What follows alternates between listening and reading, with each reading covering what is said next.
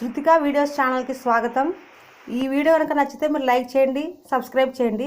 ఈరోజు చేయబోయే ఐటెం వచ్చేసి పప్పుల పొడి. పప్పుల పొడి దీన్ని కొన్ని ఏరియాలలో పుట్నాల పప్పులను కూడా అంటారు. ముందుగా పప్పుల పొడికి కావాల్సినటువంటి పప్పులు, కొబ్బరి పొడి అయినా తీసుకోవచ్చు, మన ఇష్టం. కొబ్బరి ముక్కలైనా తీసుకోవచ్చు. కొబ్బరి ముక్కలు, తగినంత ఉప్పు, తగినంత కారం,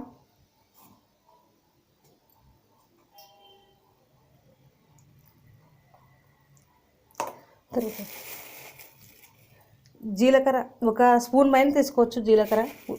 జీలకర్ర వేసి ఈ ఐటమ్స్ అన్నీ మిక్సీ వేయాలి. ఇలా మిక్సీ పట్టిన పొడిని ఒక ప్లాస్టిక్ కంటైనర్లోకి తీసుకొని నిల్వ చేసుకుంటే ఇది కనీసం ఒక వారం 15 రోజుల పాటు నిల్వ ఉంటుంది. 15 రోజుల పాటు ఖచ్చితంగా నిల్వ ఉంటుంది.